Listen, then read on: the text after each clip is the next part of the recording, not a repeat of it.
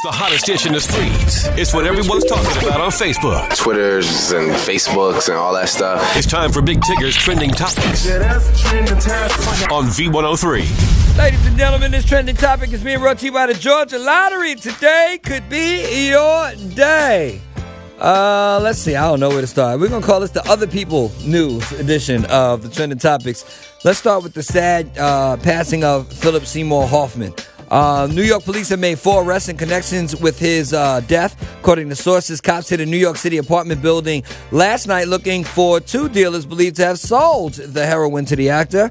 The reportedly raided at least 3 units in the building and arrested 4 individuals. TMZ says, quote, someone involved with the heroin market in NYC contacted police and gave them the names and addresses of 2 alleged drug dealers who pushed that particular drug. Hoffman was found dead on Sunday with a needle in his arm and 70, first initially reported as 10, but now 70 baggies of heroin in his apartment. Let's move on to another sad and tragic passing. That would be Mr. Paul Walker. He has left his entire estate to his 15-year-old daughter, Meadow.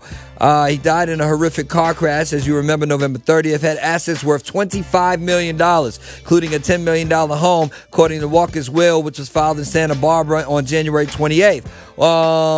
He had the document prepared in 2001, the same year that the very first Fast and Furious was released. By that time, he'd already banked some cash from other movies like Varsity Blues and She's All That. In the legal document, Walker appointed his father, also named Paul, to manage his affairs, his mother, Cheryl, to serve as the guardian of his daughter, whom he shared with his ex-girlfriend, Rebecca McBrain. But again, the entire $25 million estate has been left to his daughter. Still, very sad to see him go.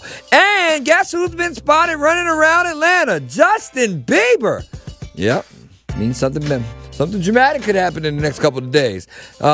He's been seen going into Zaxby's. He's been seen ice skating. And all of this despite him having a really tough flight into New York for the Super Bowl. Details are emerging about how his private jet flight from Canada to New York basically filled up the entire plane with pot smoke.